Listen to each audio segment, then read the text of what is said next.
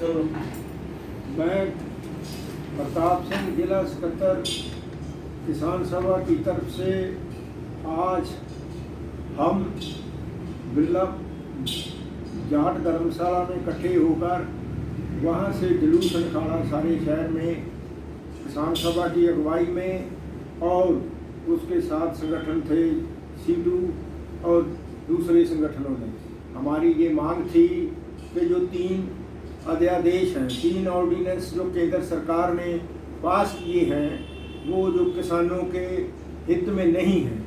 हमारी ये जुलूस इस काम के लिए था कि वो 3 आदेश वापस लिए जाएं। उनमें क्या है? किसान मारू आदेश हैं, खेती तबाह करने की वो उनकी सारी जो नीति है उसमें उनके हैं। पहला आदेश में ये उन्होंने कहा है कि हम ये सरकारी खरीद जो है उसको ख़त्म करेंगे।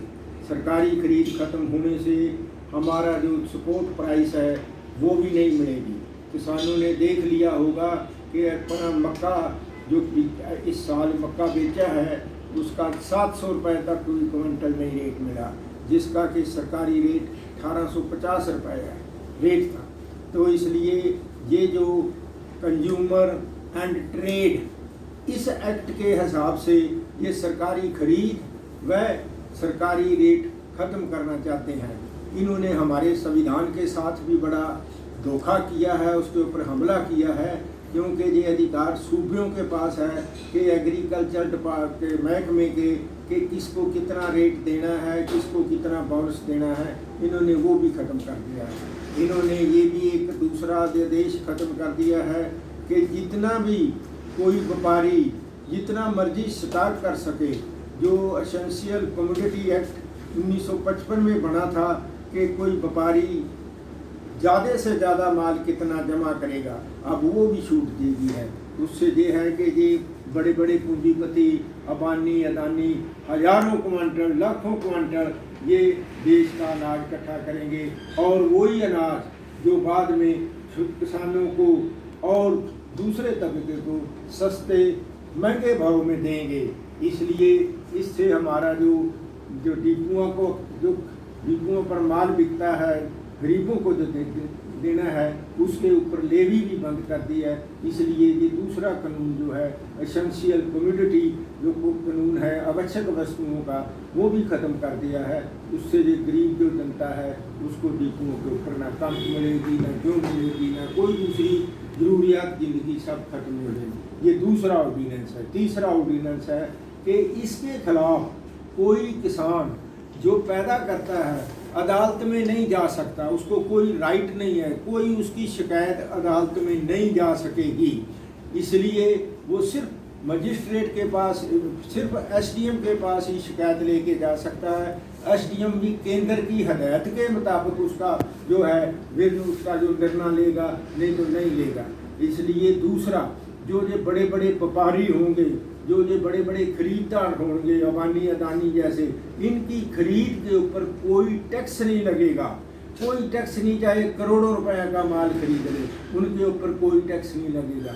ये मार्केट कमेटी भी ख़त्म करेंगे, ये मार्केट बोर्ड भी ख़त्म करेंगे, ये एफसीआई भी तोड़ेंगे। इसलिए सारे हिंदुस्तान के किसानों को हम लेकर आह्वान करते हैं कि किसान तबाह हो जाएगा अगर किसान ना उठा टाइम से, तो किसान की ज़मीन भी बिक जाएगी। उन्होंने ये भी कर दिया है कि ये जो खेती है ये ठेके पर लेके किसी भी गांव में कोई भी बड़ा पूंजीपति वहां जाके ज़मीन ठेके और पट्टे पर ले सकता, उसको कोई रोक नहीं सकता। तो आस्ता आस्ता ये सारी जो ज़मीन है किसानों की वो बड़े बड़े पूंजीपतियों के पास जाएगी, और किसान दिहाड़ी के लिए तैयार रहे कि मैं वहाँ दिहाड़ी करूँगा।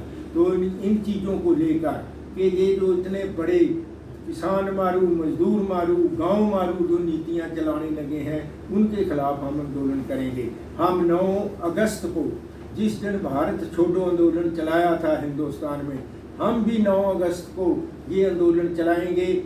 जेल भरो आंदोलन होगा कि देश बचाओ, गांव बचाओ, किसान बचाओ।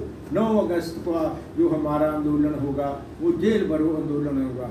हम गांव-गांव में जाके, हम मोहल्ले में जाके, हम ब्लॉकों में जाके, ज़िले में जाके, सारे हिंदुस्तान में 9 तारीख को जेल भरो आंदोलन चलेगा। उसके बाद हम सब संगठन जो किसान संगठन है, चाहे वो किसी भी रूप में, उनसे अपील करते हैं कि आओ सब इकट्ठे होकर इस आंदोलन में, इस जो किसान मारू नीति है, किसान मारू जो ऑर्डिनेंस हैं, इनको समाप्त कराने के लिए लड़ाई के में हिस्सा डालें और इसको जबरदस्त लड़ाई को आगे बढ़ाएं। हमारा जो लड़ाई का हिस्सा है, हम जात पात पर ना जाएं, हम धर्म के आधार पर ना बटें, हम एक किसान के तौर पर, एक इंसानियत के तौर पर, एक मनुष्यता के तौर पर एक इस लड़ाई को चलाएंगे और इसको हम जीतेंगे। ये जीत जो है जनता के सिर के ऊपर निर्भर है। इस जीत में गांव-गांव में, शहर-शहर में लेके जाएंगे और ये ऑर्डिनेंस खत्म कराएंगे। लंबा करना भी तो